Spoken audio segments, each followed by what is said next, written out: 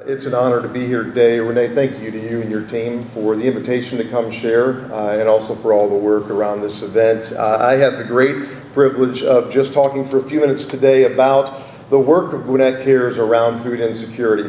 If you've known me for very long, you've probably heard this story, but when I was a young man, I had the privilege of getting a chance to spend a couple days with one of my life heroes, a leader who literally influenced tens of millions of people around the world in a positive way. And so I'm always ready when I get a little time with someone I want to learn from to ask some questions. And we were at dinner one night, and somehow in a room of dignitaries, this young guy got seated across the table from the star of the night. And we got towards the end of dinner, and I got a chance to ask a few questions. And I said, are there any words of wisdom that you would give a young leader that might be maybe a life mission statement or might just be kind of words to live by? And he looked across the table that night and he said, Scott, I've always chosen to see the best in everyone, and rarely have I been disappointed. And I walked out of that dinner that night marked. And I'd love to say I've lived that out completely over 20 plus years. I've done my best to do that. But the reason I share that story is because we're in a world where it's easy to see the negative in a lot of people. But I love what happened in Gwinnett Cares, because Gwinnett Cares and the work that we did together is the best of who we are. And so I'm grateful, and I wanted to say this as well. I have the incredible opportunity to share a little bit up here, but I just want you to know it's not about me. It's about all of you. It's about the work that we had the opportunity to do together.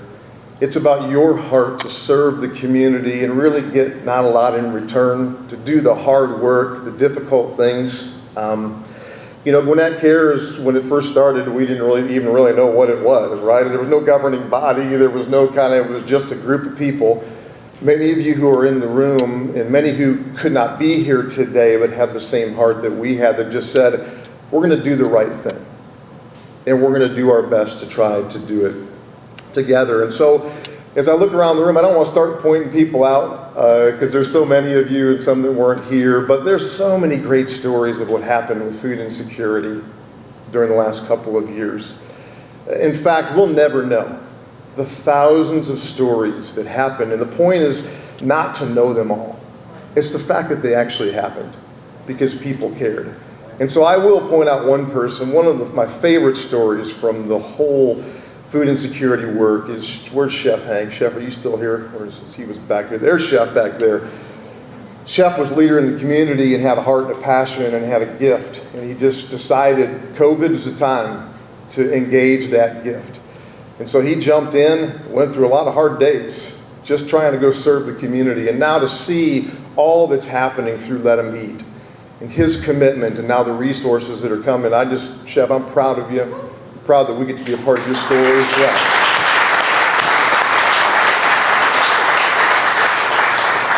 And there's so many other stories like that. So I thought the best way for me to share today was just to dig into my personal phone that had pictures from the last couple of years. And hold on, let's hold up there for a second. Don't roll them too fast. I want to actually tell you a little bit about these. Can we go back to the first one there and just share with you just a couple of the stories of what happened.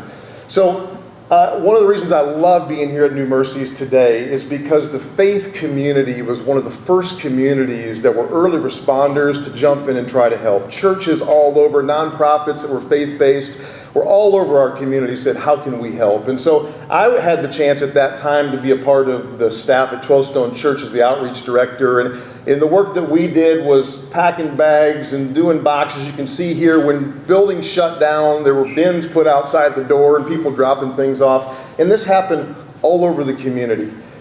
And so there were need for bags. 12 Stone donated 20,000 bags, and there were over 20,000 boxes that were staged in a warehouse. And so volunteers ended up, these are some volunteers at North Gwinnett Co-op there with Kim and her great leadership. And then, don't slide yet, and then spring break happened to all of us. And in one fell swoop, in one day, the school sent out a note to over 140,000 families that said, if you need food for spring break, go to your local co-op. Which was a blessing and a curse all at the same time.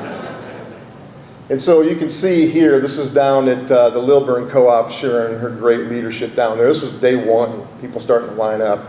There were trucks going with food. I mean, it was crazy. And then we started to get things together. Let me just say this, the first couple days of going out to our co-ops and seeing our co-ops deal with things they'd never seen before. I mean, some of our co-ops in that first week doubled, tripled, even quadrupled the number of families. And the first days were like, oh my gosh, what are we doing? But then to get there midweek, and you can see these lines, right? This might have been Lawrenceville Co-op. Tom and his great leadership. In fact, I look at this one, Chef Hank, this is where I met you the first time, right there by the side of the Lawrenceville Co-op. You had a little table set up with some things, and I think we got a check to you, right? I mean, it's just so cool to see these. But to watch our co-ops adapt, to watch them shift how they did everything. And by the end of that week, they were doing it like clockwork. Now, hold on just a second, you can stop there. They were doing it like clockwork, and it was amazing to see. And that happened not just with our co-ops, but it happened across all of our food providers in the community. And that great work continues to today. Here's another example. We had the Atlanta Community Food Bank, fantastic partner, and they kept calling us and saying, we got more food to send you, right? And so this actually happened to be at the neighborhood co-op. They said, we're gonna send you several pallets of fresh food. Can you help get it out? So we said, we'll do our best to try. And so we had many partners come, and right there are all the pallets. And then we didn't have enough partners to give out all the food. And so you saw the little box truck picture before. That was Laura from the Southeast Gwinnett Co-op that said, we'll send our box truck down there to help out. We'll pick up some diapers from Helping Mamas on the way to bring them down to you as well. And we were able to make sure that food didn't spoil, and it got to the right partners in the community because of the heart of what happened. But it wasn't just our nonprofits, it wasn't just our government team, and we'll get to that at the end here. It also was a lot of private partnerships. And so we got a phone call one day that the food bank was going to run down, I think, 12 pallets of fresh food. We're talking milk and all kinds of things, right? It's going to land at Rhodes Jordan, is that where we were? Yeah, at the park. Can we get it out? So we did our best, and we got about half of it out. But we still had pallet after pallet. And so I called a local business leader, Dan Strader from Performance Trucking in Lawrenceville. I said, Dan, hold on, go back, not yet. This is my final story. Dan, we need to save this food, can you help? So he took one of his trucks off a route, sent it to us, allowed us to put all that food in a refrigerated truck, and he stored it on his site for about 2 weeks until we could get that food to the right places. Why? Because our community had a heart for each other. And then lastly, I wanted to end with the county because I don't know how we would have done what we did without Tina and without specifically Lindsay and her leadership. Yeah. We should give you a 3-hour standing ovation, but we don't have time for that, right? So this is just one simple example. I had a phone call from Delta Airlines, and they said, we're trying to liquidate our warehouses. We've been able to get a lot of things out to the community, but we have this one kind of grouping of food that we don't know what to do with, and it happened to be about 10 pallets of tomato juice. We kind of joked that maybe we should host the largest Bloody Mary party in Gwinnett. We never got to that, but there's still time. Anyway, so we started calling our co-ops, and they said, yeah, some of our older folks would love to have that. So I called Lindsay. I said, Lindsay, we got a truckload of this stuff coming, and there was a few other things in there as well. Can we please accept this? And she said, let's bring it out. We were at the Environmental Center in Beaufort, and you saw the truck that came out, you saw them loaded, you saw all those things. Not only did we put those in, but over the next several weeks, Lindsay and her team began to distribute those things out to people that needed it across the county. And the reason I wanted to end here is because that great work continues. There was never a no in any conversation. There was always, let's see if we can figure that out. Right. And that work continues across our community. And so those are just a couple of the thousands of stories of all of you doing fantastic work, not because you had to, but because you were committed, and we were committed together to doing the right thing to help our community. And so, as we look at where we're at today, our food distributions continue. We're in the middle of summer feeding, right? And Tina was sharing with me this morning, we have more families than ever, right, that have a need. Or at least it's stayed where it's been over the past couple of years.